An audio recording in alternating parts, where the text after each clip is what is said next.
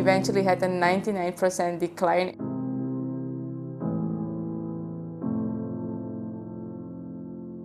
At some point, the population size will be so low that they get underneath a threshold.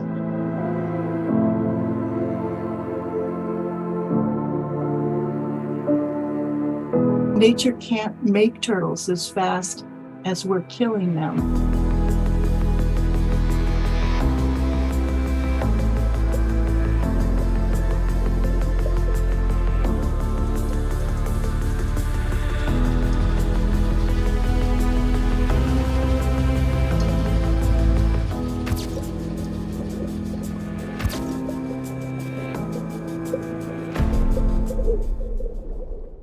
We have nearly lost 40% of all remaining leatherback nesters on the planet, which were until just a few years ago in French Guiana. And we've seen a decline of 99+%. I mean, it's hard to even say that sentence. It's an extraordinary loss. And we pretty much know why. And if the numbers are correct right now, which is the amount of nests you mentioned is maybe 1,000 or maybe 2,000 in total, to get back to that number will take years, decades even. So this also resulted in that the IUCN red list status had to be revised to endangered. So this really raised a lot of attention throughout the whole region. Because the climate is changing, the food availability for these animals at the places where they forage might also be changing. So it's possible that they can't find enough food. And that means that they don't have enough energy to nest every year or every 2 years. The role of the leatherback in our ecosystem is that the leatherback is eating jellyfish, as you all know. But if you don't have the leatherback, you will have an overconsumption of the jellyfish. So the countries that are in need of the fish for their income generation, their food, they will have a problem, because if you don't have the leatherback anymore, the jellyfish will eventually eat all the fish that we have in our waters. So it is really important that we really have to tackle this as well, especially how we know how many organizations, fisherfolk communities are also relying on the leatherback as an income source, really like a sustainable income source for them. Leatherbacks are what we call patch feeders. They don't just hang out on shore munching on stable assets like seagrass beds and coral reefs. They travel huge distances, planetary scale distances. And so for months, they travel to the upwellings of Mauritania, for example. And a warming ocean, slowing currents, things that are associated with a changing climate, are also changing the distribution and abundance of plankton in these upwellings and other ocean features. And we worry that when leatherbacks finally get where they're going to return to their non-nesting areas, that food source is not as abundant or as seasonally predictable as it might have been over the course of millennia, literally. It is very important to protect the leatherback on a regional level, because as you know, every country has its own legislation, laws, rules, what you can and cannot do. But the leatherback is a migratory species. So the leatherback goes all the way to Canada to forage over there, and then it comes all the way to the region, onto the wider Caribbean region, with the focus on Suriname, Guyana, French Guiana, and Trinidad and Tobago as the main nesting beaches of the leatherback. So if we don't protect it as a region, it will be very hard to know what are the threats, what can we do, how can we mitigate this. So we had to take action as soon as possible, in which we had to develop a regional action plan. WWF did conduct a survey of 33 countries in the wider Caribbean where leatherbacks nest. And I think what was most surprising to me is the consistency of results.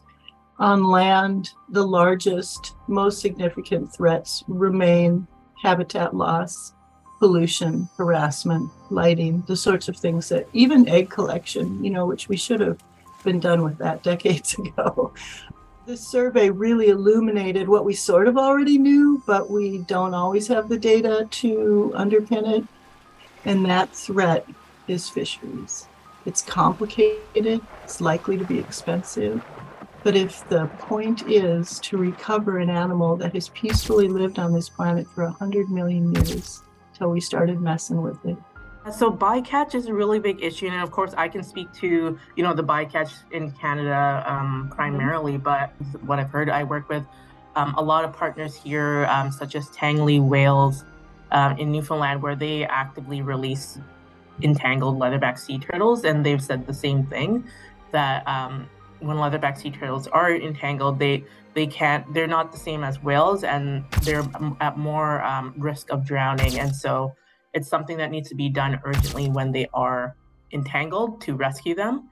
And because there is a really a short time period to save them, that's why bycatch is really a big issue here with leatherback sea turtles, because it can ultimately lead to their death. So the detangler tool or line cutter tool was produced in collaboration with Tangley Whales, I mentioned. What the tool looks like is it's sort of like a U-shaped hook.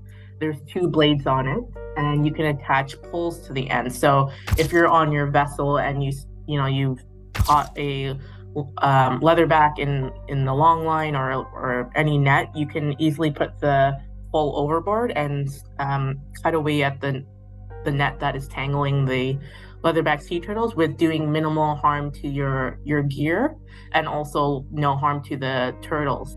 So we've been involved in, I think, consultations and stuff with bycatch reduction before. Yes, it's an ongoing initiative really, because there have been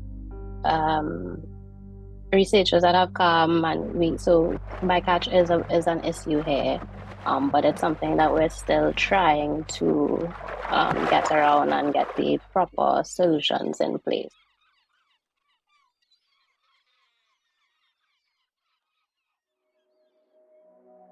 De SK-vergunninghouders, dat zijn meer vissers die helemaal buiten de Suriname-rivier en Communie-rivier moeten vissen. Dat is zeevisserij eigenlijk.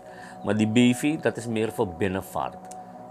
Dat is vissen in de Suriname-rivier of Communie of elders in de rivieren dan, kan je zeggen. Het zijn internationale betrekkingen die we hebben. En ik vind dat we zeker als land Suriname de nodige maatregelen treffen om dat te beschermen. Natuurbeheer doet een aantal activiteiten.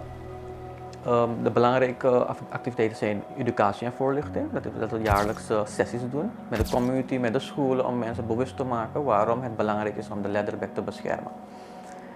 Als tweede doen wij monitoring. Dat is het verzamelen van data van de gelegde nesten, stroopde nesten. Jaguar attacks zijn ook onderdeel van zo'n data. Maar we doen ook enforcement. Enforcement heeft te maken met zorgen ervoor dat zo min mogelijk nesten gestroopt worden.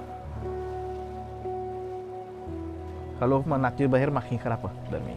Ik moet bouwen stek even voor natuurbeheer bedrijven media zodat elkaar kan vast hanteeren. En je moet pech hebben dat je in het begin van het seizoen bent gaan stropen en bent opgepakt. Je wordt opgesloten van het hele seizoen. Dan ben je niet aanwezig op het strand. De stranden liggen langs de zee, dus je gaat sowieso vaarmateriaal nodig hebben. Maar je hebt hier, ook wat je nodig hebt is de kennis. We hebben dan ook meer het financiële middelen ook nodig om het project eigenlijk uit te voeren. Ons doel is eigenlijk om het geheel jaar te kunnen monitoren, want door klimaatsverandering krijg je ook een verschuiving in het legseizoen. En het is heel belangrijk om dan vanaf januari tot december te monitoren, om te kijken, oké, waar is die verschuiving?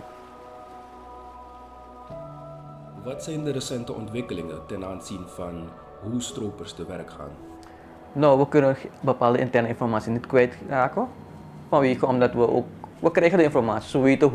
We weten nu al zelf wat de strategieën zijn voor de komend seizoen om het te doen. Er zijn verschillende modellen bij de stropers. Wanneer dat schildpad al gelegd heeft en weg is gegaan, dan komen de stropers toch om het uit te graven. En er zit ongeveer 80, 90 eieren in een nest. Vorig jaar hebben we nog aanhoudingen gedaan. Gewoon in een lijnbus, in een handtas onder kleren en dergelijke. Men probeert steeds nieuwe wegen te creëren om stroperij toch nog te laten doorgaan. In Suriname is het besluit al in uitvoering.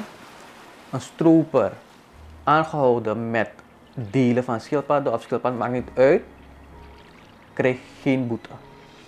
Hij krijgt een gevangenisstraf en boete.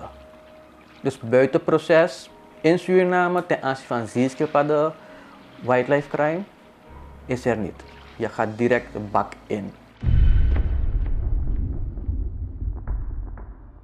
We consider the Regional Action Plan as our success story because in the Regional Action Plan, we have more than 4 countries representing as the focal countries. So these are Guyana, Suriname, Trinidad and Tobago, and French Guiana.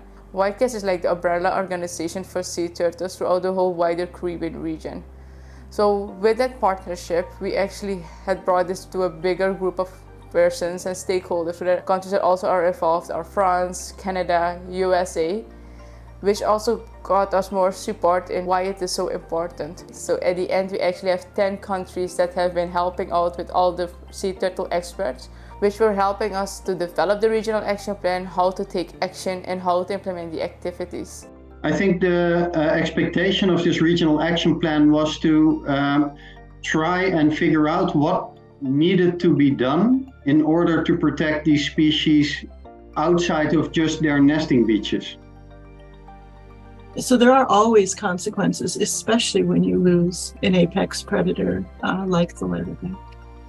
Things will cascade and fail in ways that we probably can't always model or predict. And I think that's another reason why you just do your best to succeed. It's not like these problems are dropped on us from Mars. You know, we created this problem. So by definition, we can solve it.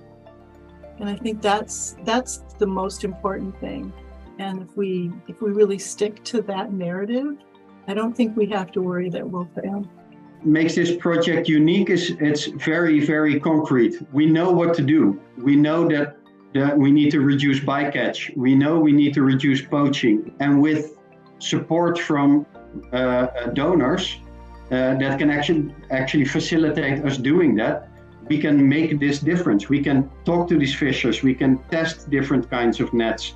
We can talk to communities. We can work on solutions that allow them to focus on different ways of earning money. So for any funder, I think it would be important to realize, how do you say that? Hoe zou je het in het Nederlands zeggen? Dat je met een donatie aan dit project gewoon een gigantisch verschil kunt maken in of die dieren het gaan overleven of niet.